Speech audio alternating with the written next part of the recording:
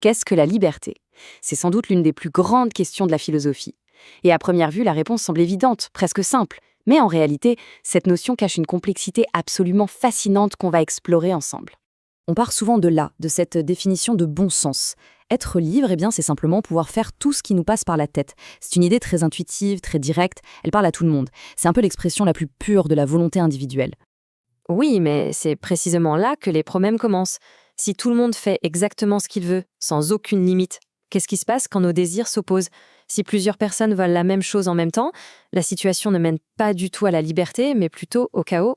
Les philosophes ont un nom pour ça, la liberté naturelle. C'est un état où il n'y a ni loi, ni règle, ni autorité. La seule et unique limite à nos actions, c'est notre propre force pour les accomplir. C'est simple, le plus fort gagne, point final. Et cette situation, le philosophe Thomas Hobbes l'a décrite avec une formule absolument saisissante. Pour lui, un monde où chacun exerce cette liberté naturelle sans aucune retenue, c'est un état de guerre permanent, une guerre de tous contre tous. C'est un monde où règne la peur et l'insécurité, où personne ne peut jamais profiter de rien tranquillement. Alors face à cette perspective assez terrifiante, on a fait un calcul. Pour sortir de cette guerre de tous contre tous, on a accepté de passer une sorte de marché, échanger une partie de notre liberté contre quelque chose d'au moins aussi précieux, la sécurité. Ce concept, c'est ce qu'on appelle le contrat social. Pour bien comprendre, on peut prendre une analogie toute simple. Imaginez un gâteau. Dans l'état de nature, c'est la loi du plus fort, celui qui veut le gâteau le prend en entier. Forcément, la peur domine. La solution la plus rationnelle, c'est donc de confier le partage à une autorité neutre. Chacun renonce à la possibilité de tout avoir, mais en échange, il gagne la certitude d'avoir sa part, en toute sécurité. C'est un échange de liberté absolue contre une liberté garantie. On va donc émerger une distinction fondamentale. D'un côté, il y a la liberté naturelle, elle est totale, mais aussi précaire et angoissante.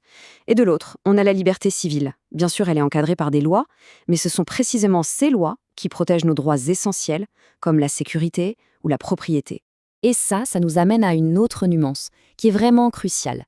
Obéir à la loi, ça ne veut pas forcément dire être privé de liberté.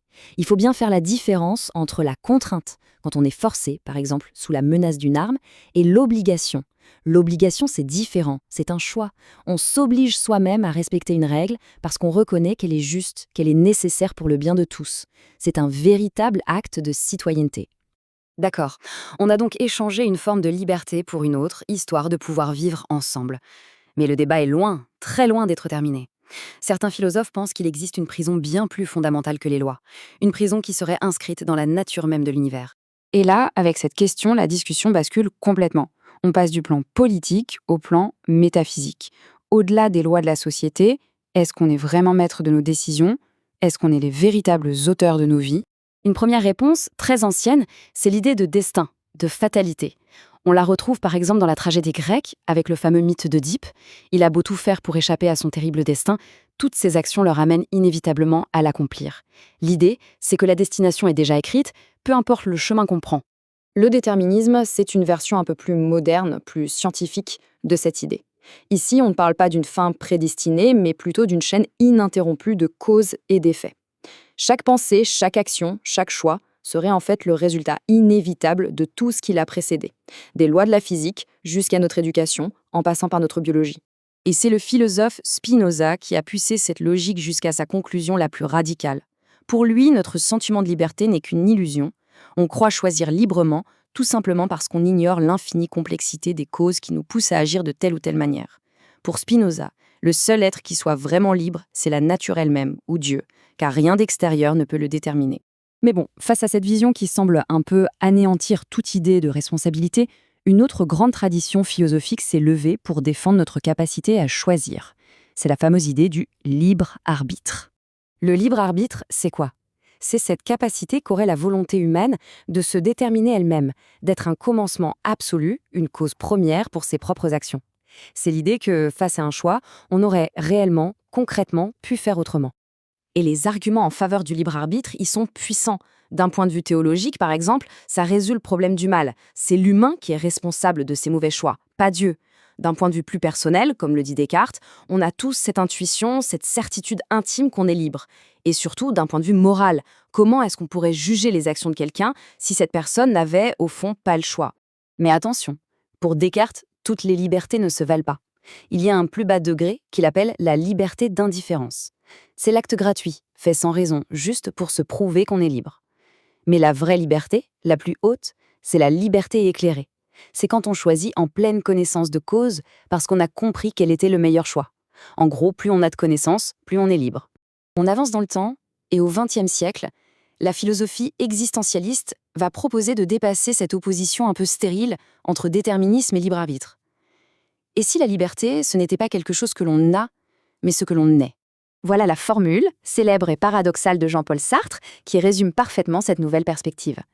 Condamné à être libre. Comment est-ce qu'une condamnation pourrait être une liberté? C'est tout le paradoxe qu'il faut maintenant essayer de comprendre.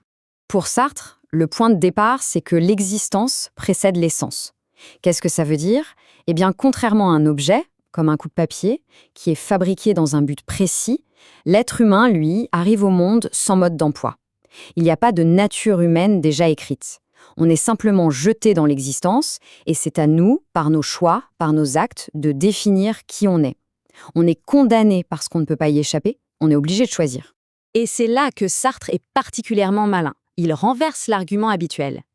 Penser « je ne suis pas libre parce que des obstacles m'empêchent de faire ce que je veux », pour lui, c'est une erreur. C'est même le contraire. C'est justement parce que le monde nous résiste que notre liberté a un sens. C'est en luttant contre les obstacles que notre volonté s'exprime et se définit. Enfin, il faut quand même revenir à une réalité très concrète. Le philosophe John Rawls nous invite à faire une distinction capitale. C'est une chose d'avoir la liberté sur le papier, d'avoir un droit théorique, mais c'en est une autre d'avoir la capacité réelle, les moyens concrets de l'exercer. Finalement, quelle est la valeur de la liberté de poursuivre n'importe quel projet si la misère ou les conditions sociales nous en empêchent? Au terme de ce parcours, on se rend compte que la liberté, c'est bien plus qu'une simple absence de contraintes. D'un statut politique, elle est devenue une question métaphysique pour finalement apparaître comme un projet existentiel. Ce n'est pas un cadeau qu'on reçoit, c'est une charge qu'on porte. C'est la responsabilité de construire pour soi-même et pour les autres un sens, dans un monde qui n'en a pas forcément. La question finale n'est donc peut-être pas de savoir si on est libre, mais plutôt qu'est-ce qu'on fait de cette liberté à laquelle on est, qu'on le veuille ou non, condamné.